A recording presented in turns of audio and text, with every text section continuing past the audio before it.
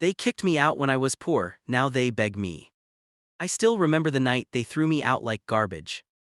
Rain was pouring so hard it felt like the sky itself was angry at me. My clothes were soaked, my phone battery was dead, and my bank balance was zero.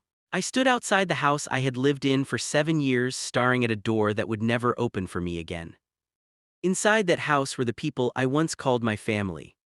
My brother, my sister-in-law, and my own relatives. That night I learned something important. When you are poor, even your shadow leaves you. And when you become successful, those same people suddenly remember your name. The beginning of my fall. After my parents passed away, I moved in with my elder brother Armin. He told me, "You're not alone anymore, this is your home." I believed him.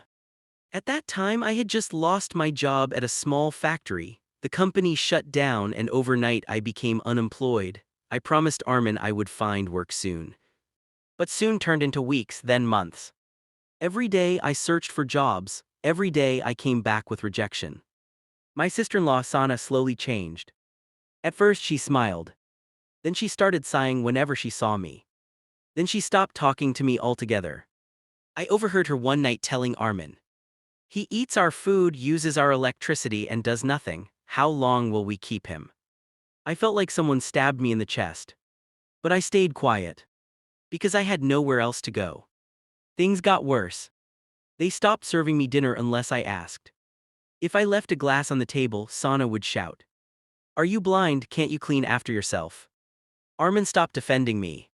One evening, relatives came over. Sana laughed and said loudly, "This is my useless brother-in-law, still jobless at his age." Everyone laughed. I forced a smile. But inside I was breaking. I stopped eating properly. I stopped talking.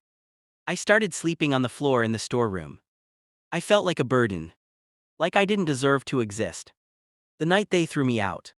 One night I came home late after another failed interview. Sana was waiting for me. She said coldly, "We talked, you can't stay here anymore." Armin looked away. I asked, "Where will I go?" She replied, "That's not our problem." I packed my clothes in a plastic bag. No money. No food. No phone battery. Just my broken pride.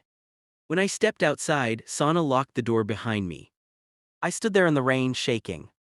And I whispered to myself, I will never forget this night. Life on the streets. For 2 weeks I slept on a bus stand. I washed my face in public bathrooms. Sometimes kind strangers gave me food. Most people ignored me. One night I saw my reflection in a shop window. I didn't recognize myself. Beard messy. Eyes empty. Clothes torn. I looked like a man who had already died. But was still breathing. That's when I decided. Either I die like this or I fight. My last hope.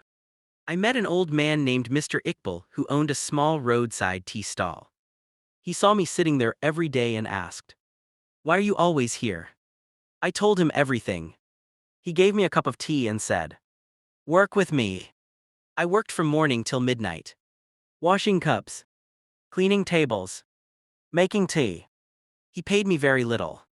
But he treated me like a human. I saved every coin.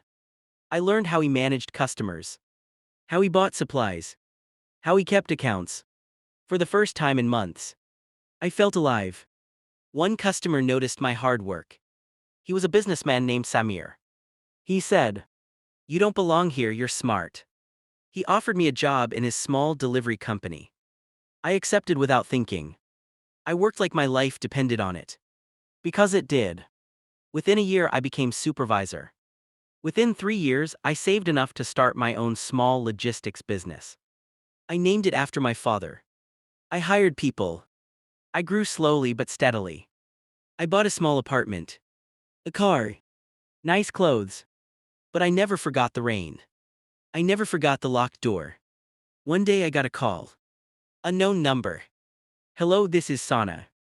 I almost dropped my phone. She said softly, "Your brother is sick, we need help." I didn't answer. She continued, "We heard you're doing well now." I laughed. Not happily. Not angrily. Just tired. The same woman who threw me out was now asking for help. I went to see them. For closure. The shock on their faces. When I arrived in my car, they didn't recognize me. When I stepped out wearing a suit, their mouths fell open. Armin whispered, "Is that really you?" Zana forced a smile. Their house was the same, but their faces looked smaller. We sat down. She said, "We made mistakes." I replied calmly, "You didn't make mistakes, you made choices." She said, "You must forgive us." I asked, "Where was your forgiveness when I stood outside in the rain?" Silence. They begged me. My own brother looked at me with shame. "Please, we need money." I looked around the room. The same room where I was humiliated. The same door that was locked on me. And I realized something. I didn't want revenge. I wanted peace. I gave them some money. Not because they deserved it, but because I didn't want to become like them.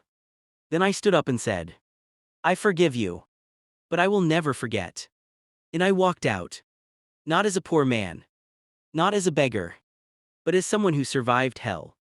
When you have nothing, people test you. When you succeed, people worship you. But your real value is not your money. It is your strength. Your patience. Your ability to rise after being broken. They kicked me out when I was poor. Now they beg me. But the real victory. I don't need them anymore. Final message. If you're poor today, don't hate yourself. If people look down on you, don't become bitter. Because one day, life will flip the story. And when it does, make sure your heart is richer than your wallet.